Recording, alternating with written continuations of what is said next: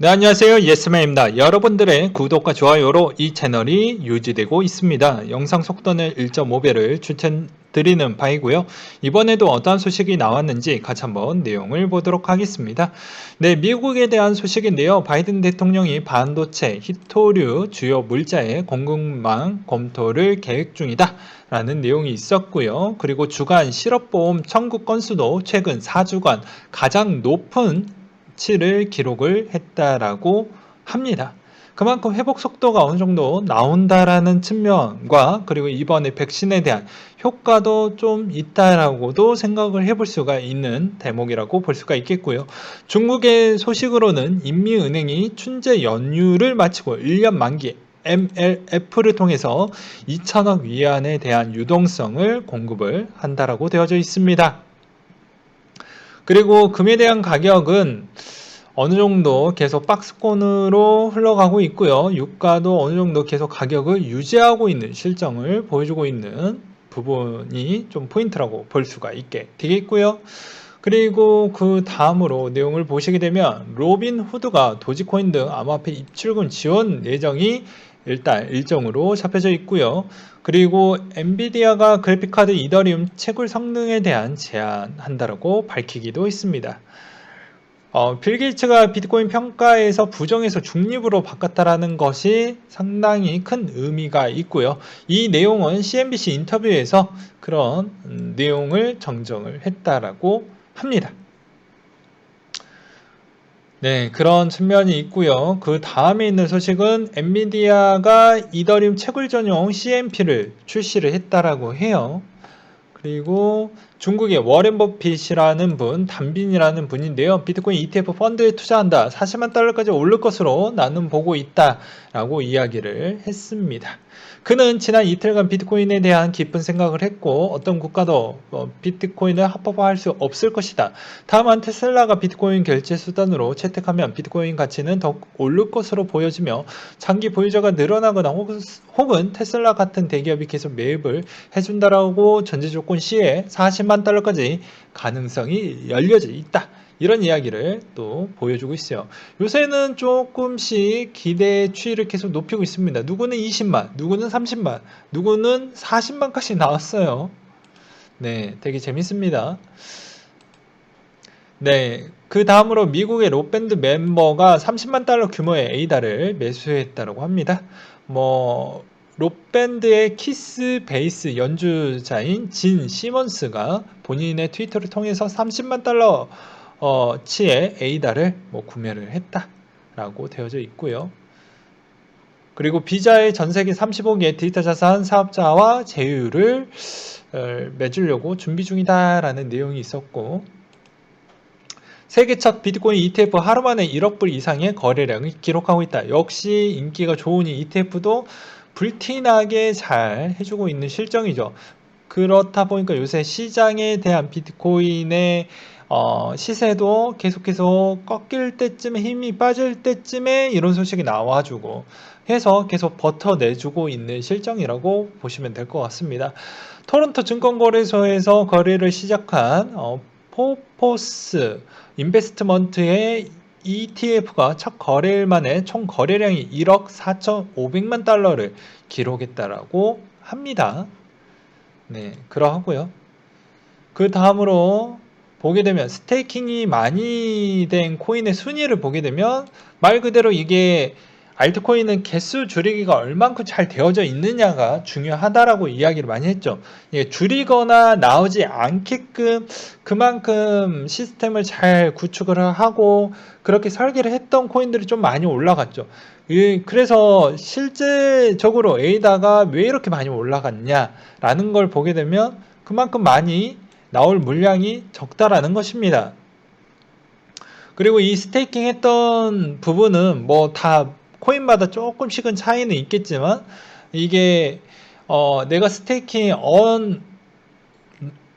언스테이킹을 한다라고 해도 그 기간이 바로바로 꺼낼 수 있는 형태도 아니고 각자 다 어떻게 보면 언스테이킹 하는 그런 시점, 네, 그러니까 언스테이킹 해가지고 하는 그 시간적인 소요 시간이 다 각자 다르기 때문에 그런 측면도 좀 고려를 해볼 필요성이 있는 거예요. 그렇기 때문에 오히려 매도 부분이 좀 덜하는 부분은 꽤 있다라고 설명을 드리는 부분인 것이죠. 그래서 이런 것도 좀 참고하시면 아마 좀 도움이 많이 될 것이다 라고 설명을 드리고 싶고요. 잘 기억을 해두세요. 그리고 돈 많은데 저장 공간이 부족하다라고 이야기를 해놨던 내용이 조금 제 눈에 들어와서 한번 갖고 와봤습니다. 자, 저장 공간이라고 생각을 해볼 수가 있다. 주식과 채권에 투자한다는 것은 내 돈을 주식이라는 상품에 저장을 해놓은 것이라고 볼 수가 있다라는 것인데 마치 금고에 넣어두는 것처럼 생각을 해볼 수가 있겠다. 그렇다면 좋은 저장 공간, 즉 돈을 안전하게 보관할 수 있어야 되고 이왕이면 가치가 늘어나면 좋을 것 같다라는 이야기를 했는데 최소한 구매력이라는 측면에서 가치가 보존되는 것이 필요한다. 투자 대상을 가치 저장 공간이라는 개념으로 생각을 하며 좋은 저장 공간일수록 먼저 가득 차고 좋지 않은 저장 공간만 남게 될 것이다. 그래서 앞으로는 비트코인이 될 것 같지 않겠냐라는 주장이 나오죠. 이제 저는 마이너스 금리 채권이라고 생각한다. 왜냐? 주식은 포함한 위험 자산은 변동성이 크지만 보관해둔 돈의 가치가 커질 수도 있다. 기대를 할 수 있지만 마이너스 금리 채권은 매우 높은 환율로 가치가 하락하기 때문에 이 글을 통해서 여러 가지로 설명을 해드리는 것처럼 전 세계 총 16조 달러가 되는 이 채권이 앞으로는 서서히 빠져나갈 것 같다. 그렇기 때문에 더 좋은 저장 창고 쪽으로 이동을 할 것 같다. 뭐 이런 이야기로 좀 봐주시면 좋을 것 같습니다. 그리고 그 다음으로 미국의 재무장관이 투기 규제 예고 부분에 대한 언급을 했어요. 이 지금 불장을 꺾을 수 있는 사람은 딱 몇 명밖에 없습니다. 미국의 대통령과 지금의 앨런과 지금의 연준의 파월 이신 분이죠. 뭐 이렇게 있습니다. 그 셋 중에 한 명이 어떠한 의견을 남기느냐에 따라서 상당히 조정폭이 나올 수도 있고요. 최근에 나왔던 이 비트코인의 조정 추이도 조정 추이도 뭐 그렇게 만들어진 부분도 있다라고도 볼 수 있는 대목이었죠. 이때도 그런 내용이 나오기도 했습니다. 그리고 다시 보는 비트코인 강풍, 계좌 투자, 은행 창구, 연일 북새통이다 라고 나온 게 있는데요. 보게 되면 은행 세고 지난날 신규 계좌 140만 개, 비제휴 은행은 줄었고 비트코인 값은 1년 새 4배, 몰빵 투자는 금물, 거품 경고는 잇따라라고 되어져 있는데요. 신규 계좌만 30%나 늘었다고 합니다. 그래서 최근에 업이 터지고 빗썸 터지고 당연한 결과치죠. 네. 한때 거래소가 제일 잘 나갔던 2017년도 때를 이미 거래량을 돌파를 했기 때문에 빗썸이나 업비트는 말할 필요성이 없습니다. 한 달 수수료가 이때 당시 2017년도 때 그러니까 후행성으로 나왔던 내용인 거죠. 수수료 수익만 1,000억 원. 한 달입니다. 한 달.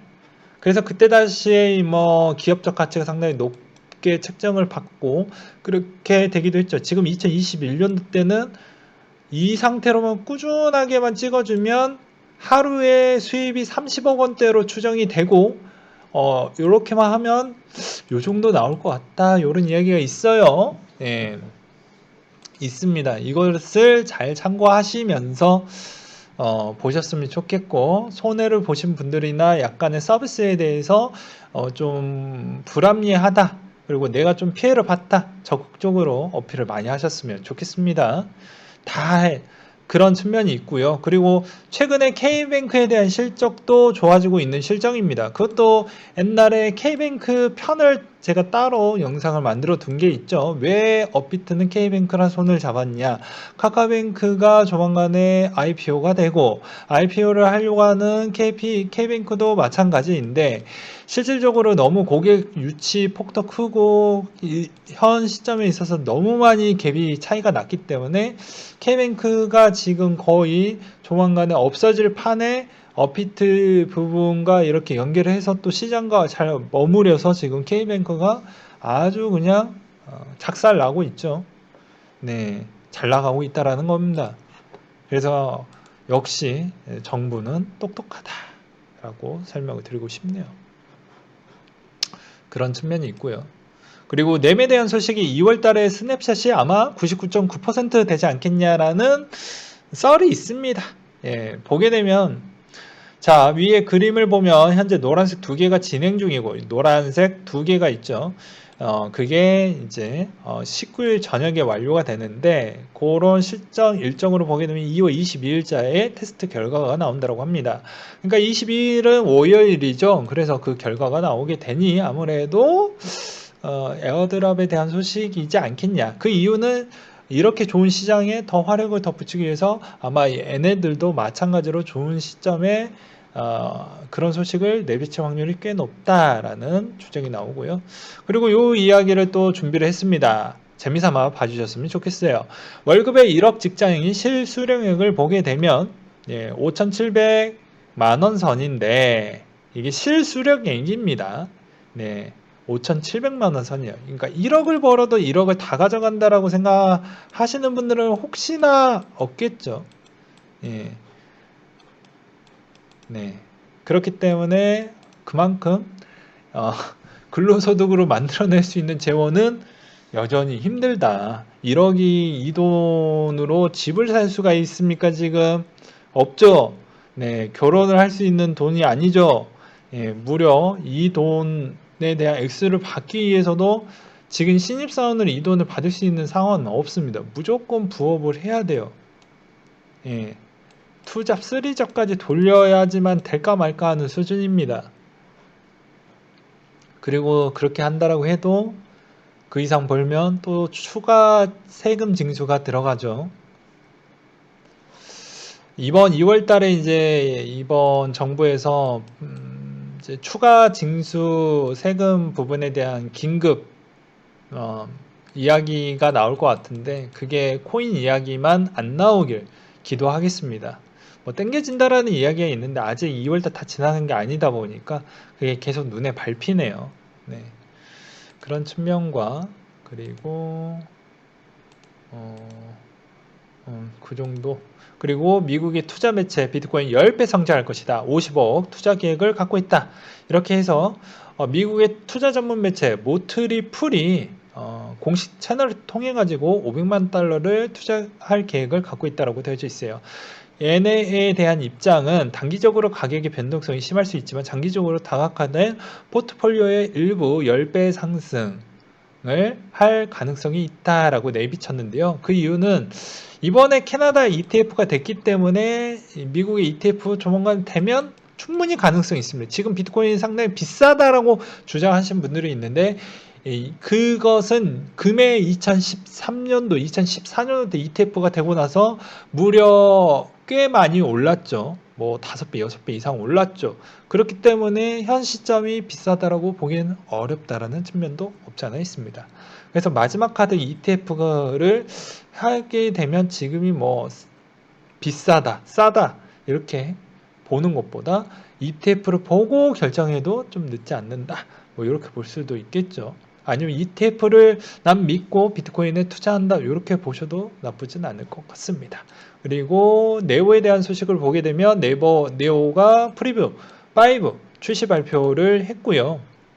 여기에서 보게 되면 빌트인 이름 서비스, 오라클 모듈 등 다양한 새 기능을 제공을 한다라고 되어져 있고요.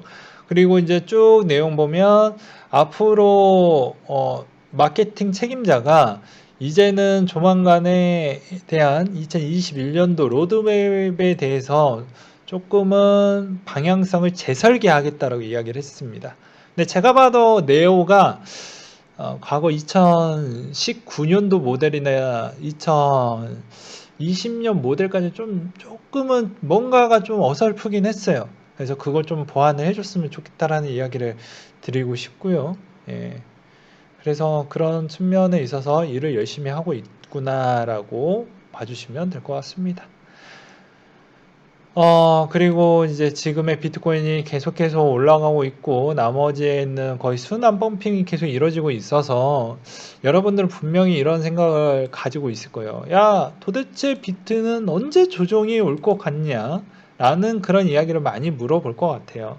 근데 저는 이런 이야기를 하고 싶습니다. 항상 현금비가 중요하다. 네, 퍼센티지로 현금비가 중요하다. 내가 현금을 쓸 수 있는 비가 있어야지만 대응이 되는 거예요. 한없이 올라가는 장도 없고 그렇다는 거 알고 계시죠? 이때 당시에도 그랬습니다. 여기까지만 모아도 계속 올라가는 것처럼 보여지지만 조정은 항상 있었고 그 다음에 또 올라가기도 했었고 한없이 올라가는 것처럼 보여지지만 언제든지 조정은 올 수가 있어요. 그거에 따른 사전적 현금비는 항상 다 쓰지 마시고 기다리셔야 됩니다. 그것까지 쓴다라는 건 욕심일 뿐입니다.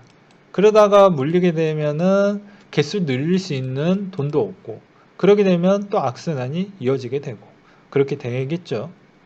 그래서 항상 그런 법칙, 자기만에 대한 전략, 법칙 꼭 만드셔서 그게 하셨으면 좋겠습니다. 그렇지만 저는 개인적으로는 뭐 이런 형태로 계속 간다라고 하면 못해도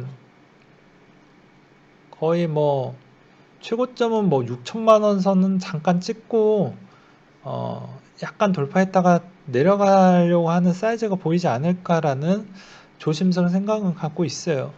왜냐면 아무래도 비트와 이더의 선물 기간이 같고 이더의 첫 선물이다 보니까 이 가중치 부분이 좀 커질 것으로 보여지기 때문이죠. 같이 하니까. 예. 그리고 하나 더는 이제 FATF가 얘기했던 거래소 부분에 대해서를 좀 생각을 해볼 필요성이 있습니다. 3월 달에. 그러면 아무래도 거래소가 인증을 받았던, 네, 인증을 받았던 부분만 이제 거래소가 살아남게 되고 나머지는 거의 다 없어지게 되면 오히려 그때 여러 가지 문제점이 발생을 하지 않을까. 그래서 오히려 지금의 유동성으로 어떻게 보면 이렇게 지금 버텨냈는데 매수세로 인해서 버텨냈는데 그만큼 거래소들이 어느 정도 정리가 되니까 유동성이 좀 떨어지면서 어떻게 해서든 이제 반대쪽에 대한 숏 배팅에 있는 B가 조금은 해볼만하다라는 수치까지도 올라가지 않을까 이런 측면도 좀 고려해 볼 수도 있거든요. 물론 국내 거래소뿐만 아니라 전 세계 거래소들이 그만큼 KYC, AML 부분에 있어서 준수를 해야 되는 상황이다 보니까 아마 그 시점으로 인해서 약간의 유동성에 대한 문제로 인해서 충분히 지금에 있는 분위기가 전환되는 시점도 좀 고려해 볼 필요성이 있겠다라고 설명을 드리고 싶네요. 네.